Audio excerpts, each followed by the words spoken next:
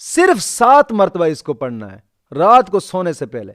صرف 7 مرتبہ اس کو پڑھنا ہے، اور جس کی خاطر پڑھ رہے ہیں 7 مرتبہ پڑھ کر آپ نے رات کو سو جانا ہے، لیکن اس کی نیندیں خراب ہو جائیں گی، اس کی نیندیں حرام ہو جائیں گی۔ صرف 7 مرتبہ اس کو آپ پڑھ کر سوئیں۔ لیکن پڑھنا کیسے ہے؟ رات کو سونے سے پہلے صرف 3 مرتبہ سورۃ فاتحہ پڑھنی ہے، پہلے صرف 3 مرتبہ سورۃ فاتحہ پڑھنی ایسے ہے کہ آنکھیں بند کر لینی ہے، بالکل آنکھیں بند کرنی ہے، اور آنکھیں بند کر کے جس کے ساتھ آپ محبت رکھتے ہیں، لیکن یہ یاد رکھیے گا کہ اس وظیفے کو ایک جائز محبت کے لیے استعمال کریں، غلط محبت کے لیے اس کو استعمال نہ کرنا، اور نہ ہی غلط کے لیے ہم اجازت دے رہے ہیں۔ نکاح کے لیے آپ کرنا چاہیں جائز محبت ہے، کر سکتے ہیں۔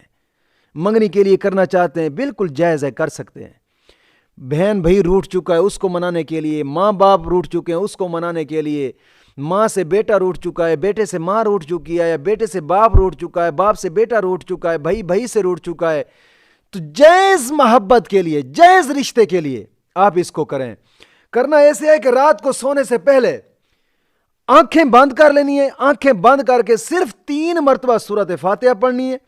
اور صرف 3 مرتبہ سورۃ فاتحہ پڑھ کر، ہاں اول آخر درود پاک پڑھیں نہ پڑھیں آپ کی مرضی ہے، لیکن میں یہی مشورہ دوں گا کہ درود پاک ضرور پڑھیں، ہر حال پڑھیں، کہ میں نے آپ کو اس کی فضیلت اب بھی بتائیے، درود پاک ضرور پڑھیں، اور پڑھ کر 3 مرتبہ سورۃ فاتحہ پڑھیں۔ 3 مرتبہ سورۃ فاتحہ پڑھ کر 7 مرتبہ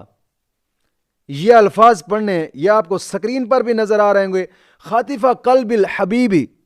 فی المنام، خاطف قلب الحبیب فی المنام، سکرین پر آپ کو یہ الفاظ نظر آ رہے ہوں گے۔ ان الفاظ کو صرف 7 مرتبہ پڑھنا ہے، 7 مرتبہ پڑھ کر پھر درود پاک پڑھ کر آنکھیں بند کر کے سو جائیں۔ آپ سو جائیں گے، لیکن میں گارنٹی سے کہہ رہا ہوں، گارنٹی سے آپ سو جائیں گے، لیکن اس کی نیندیں حرام ہوں گی انشاءاللہ العزیز۔ صرف ایک مرتبہ آزما کر دیکھیں، صرف ایک مرتبہ آزما کر 3-4 دن کریں گے، اس کے بعد آپ کو نظر آ جائے گا کہ واقعی وہ سویا ہے یا جناب علی جاگتا ہے راتوں کو انشاءاللہ العزیز۔